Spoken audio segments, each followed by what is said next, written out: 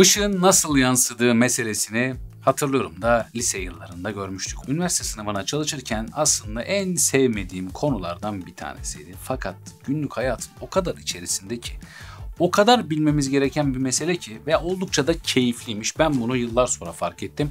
O dönem keyif alamıyordum çünkü sınavlarda efendime söyleyeyim ince kenarlı mercek şöyle ışık yansırsa orada odak noktası nerede oluşur falan gibi ezbere sorular vardı. Hiç de sevmem, hiç de haz etmem. Prizma kelimesini duyduğum anda tüylerim diken diken olurdu. İşte deney dünyası bu yüzden başka bir seviye arkadaşlar. Yani şunu okulda görseydik severdim ya. Diyeceğim okulda da gördük yine de sevmedim. Olacak şey değil ya. Evet o zaman ne bileyim haz etmiyordum yani. Şu var ya şu. Bunu görünce tüylerim diken diken oluyordu biliyor musun? Kalın kenarlı mercek. Yani çünkü hep buna bir problem gözüyle bakıyordum arkadaşlar. Şu an eminim siz de o gözle bakıyorsunuz. Ama problem değil ya bak. Şak diye yerini bile buldu ya. Bu bir mıknatıslı sistem. Bugün sadece kalın kenarlı mercekle değil şöyle görmüş olduğunuz bir sürü merceğim var. Bugün ışığın nasıl kırıldığını anlamış olacağız. Günlük hayattan da örnekler vereceğiz. Bu meseleyi eğlenceli hale getirip benim lise travmalarımı inşallah bir kenara bırakacağız. Malzemeler. Işık kaynağı, ince cam mercek, kalın cam mercek, ayna. Şimdi arkadaşlar, bu kalın kenarlı mercek. Neden? Neye göre? Şurası kalın işte. Ortası gördüğünüz gibi ince çay bardağına benziyor. Buna bu yüzden kalın kenarlı mercek deniyor. Normalde ışık bir ortada mercek olmasa şöyle ışık kaynağımdan ışıkları açayım. Gördüğünüz gibi paralel bir şekilde dümdüz yolunda gidiyor. Derken buraya bir mercek koyduğumuzu varsayalım. Ne oldu arkadaşlar? Merceği koydum. Bakın şu düz yolunda giden üstteki ve alttaki ışınlar açıldılar sağa sola doğru.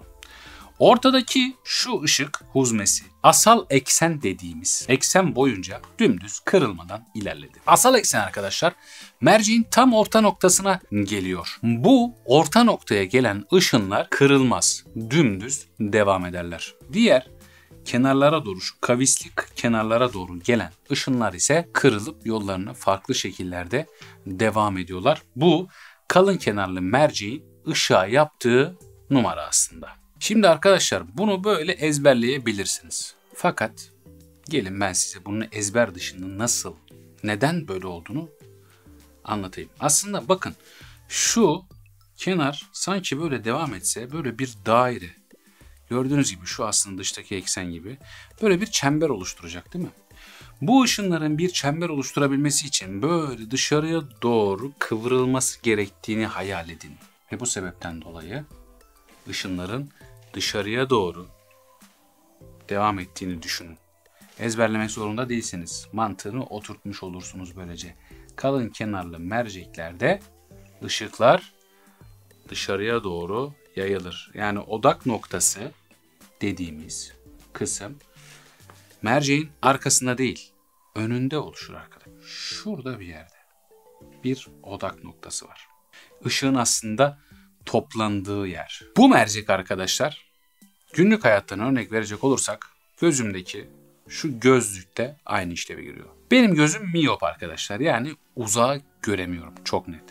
Miyop göz kusurunda ışık göze geliyor fakat reseptör yani görme reseptörüne odak noktasına toparlanması lazım o ışığın. Bütün ışınların bir noktada toparlanması sonucu net bir görüntü elde ediliyor normalde. Fakat miyop göz kusurunda ne oluyor biliyor musunuz? O noktanın biraz önüne düşüyor görüntü. O noktanın önüne düşünce net göremiyorsun. Bu mercek o görüntüyü açarak daha gerideki görme noktasına düşürüyor. Ve bu sayede görebiliyorsunuz. Bir diğer merceğim. İnce kenarlı mercek. Asal eksen yine kırılmadı. Gördüğünüz gibi tam merceğin orta noktasından geçen ışın. Fakat odak noktası bu sefer burada oluştu. Yani ne yaptı? İçe doğru kırdı. Bunda da yine hipermetrop yani yakını göremeyenlerin sıkıntısını çözen mercekti bu arkadaşlar. Ne oluyor yakını görememe problemi nasıl ifade ediliyor? Yine toplanan ışın bu sefer de gözün o görme noktasının arkasına kaçıyor. Onu işte öne çekiyor bu. İnce kenarlı ince yani zayıf birisini hayal edin. Ne yapıyor? Gelen malzemeyi topluyor. Çünkü zayıf kendisi. O yüzden toplayıp onu yemesi lazım. Kalın kenarlı mercek de şişman olduğu için ne yapıyor? Bunlar diyor gitsin artık diyor, daha fazla yiyemeyeceğim diyor. Öyle de kafanızda kodlayabilirsiniz. Evet. Bir de şu var. Bu da benim canımı çok sıkardı. Bu da tam yansıma yapan prizma arkadaşlar. Bu size neyi hatırlattı? Ben size söyleyeyim. Bu ne biliyor musunuz? Denizaltı periskobu. Böyle baktığını hayal edin. Burada bir üçgen prizma. Böyle geldi, böyle gitti. Orada bir üçgen prizma. Hop dışarıya gitti. Derken ışığın aldığı yol. Yine eski fotoğraf makinelerinde de bu sistem var arkadaşlar. Mesela böyle tepeden bakarlardı. Çekiyorum. Çat çekiyor. Halbuki kameranın lensi burada. Yine aynı şekilde eski makinelerde de bu sistem kullanılıyordu. Şimdi tabii ki dijital makineler dijital bir şekilde ne yapıyor? Görüntüyü elde etmemizi sağlıyor. Bunda arkadaşlar görüntü bir de hiçbir şekilde değişikliğe uğramıyor. Yani aynı şekilde büyüme, küçülme vesaire olmuyor. Işık aynı şekilde geliyor. Aynı şekilde de gidiyor. Sadece yönü değişmiş oluyor. Evet. Ve ayna. Aynaya bakalım. Evet, ayna da gördüğünüz gibi arkadaşlar arka tarafa falan hiçbir şey geçirmiyor. Direkt ışığı aynı şekilde yansıtıyor. Ayna dediğimiz şey nedir arkadaşlar? Işığın yansıması. Yani ışığı yansıtan, direkt olarak aynı şekilde yansıtan mekanizma. Mesela bu da gördüğünüz gibi arkadaşlar ne yapıyor? Yine bakın odak noktası burada. Bu da aslında bir ince kenarlı mercek. Büyük sadece. Başka şöyle bir şey var. Yine bu da ne demek? Yine ince kenarlı bir mercek demek. Günlük hayattan yine çok ışıkla alakalı çok kullanılan bir malzemenin örneğini vermek isterim sizlere. Güneş gözlükleri. Güneş gözlükleri de arkadaşlar kalın kenarlı merceklerdir. Hatta böyle aynalı güneş gözlükleri falan da var. Bunun amacı ne? Kalın kenarlı mercek ne yapıyordu? Kalındı, şişmandı. Ne yapıyordu? Işıkları yayıyordu etrafa. Güneş gözlükleri de kalın kenarlı merceklerden yapılır ki o gelen ışınları yaysın, gözümüzün bebeğini delmesin, ışıklar dağılsın. Bu yüzden yapılıyor. Projektörler de böyledir arkadaşlar. Yine kalın kenarlı mercek kullanır. Aynalar ışığı yansıtarak görüntü oluştururken teleskoplar ve kameralar gibi optik cihazlar aynalar ve lensleri kullanarak görüntüyü yakalar, odaklar ve netleştirir. Bu optik elemanlar gözlem ve görüntüleme işlemlerinde temel rol oynarlar ve birçok optik cihazın işlevselliğini sağlarlar. Günlük hayattan yine böyle bir örnek verecek olursak mesela fiber optik kablolar. Bu ışık hızında fiber optik deniyor ya. İşte orada aslında gerçekten ışık hızını kullanıyorlar. O cam tüpler içerisinde cam lifi diyeceğim buna. Kablolar cam lifinden yapılıyor arkadaşlar ve ışıkla aslında bilgiyi taşıyor bu kablolar. Işık kablonun içerisinde ilerliyor ve ışık hızında ilerliyor. Bu yüzden fiber daha hızlı internet hizmeti sağlıyor bize. Eskiden bu elektrikle, bakır kablolarla sağlanıyordu. Şimdi hala böyle sağlanan evler var. Bir de fiber olan evler var. Bunların kabloları ayrı arkadaşlar. O yüzden mesela her evde fiber internet yok. Bazı evlerde var. O da işte altyapının gelip gelmemiş olmasıyla doğru orantılı. Eğer o bölgeye kablo döşenmişse fiber optik kablo ancak o sayede fiber internet hızına ulaşabiliyorsunuz. Onun dışında kablo yoksa size bakır kablo üzerinden bu hizmeti sağlayamıyor hizmet sağlayıcıları. Şimdi yine size günlük hayattan bir ayna örneği vereceğim. Arkadaşlar bakın şu mesela kavisli bir ayna gördüğünüz gibi.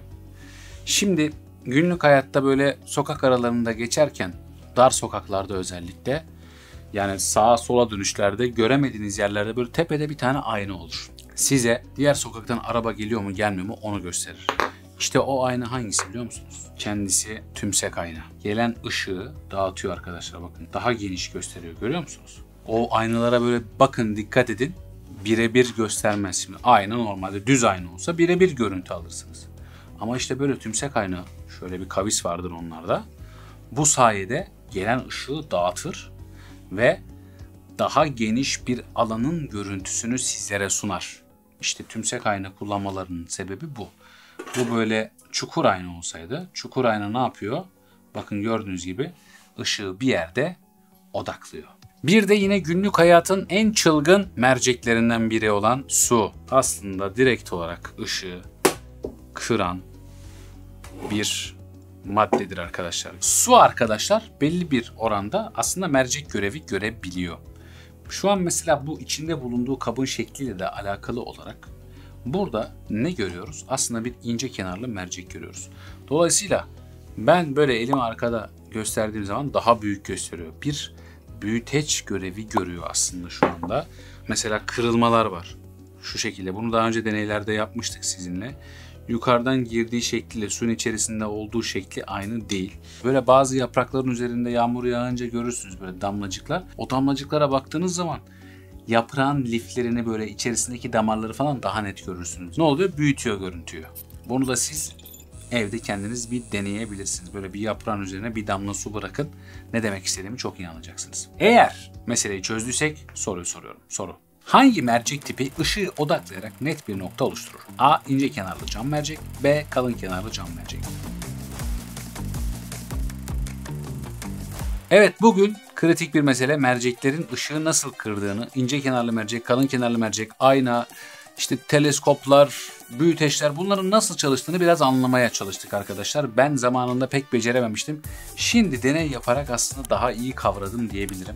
O yüzden deney yapmaya, birlikte öğrenmeye devam edeceğiz. Yepyeni bir konuda, yeni bir videoda görüşmek üzere. Bilimle kalın. Hoşça kalın.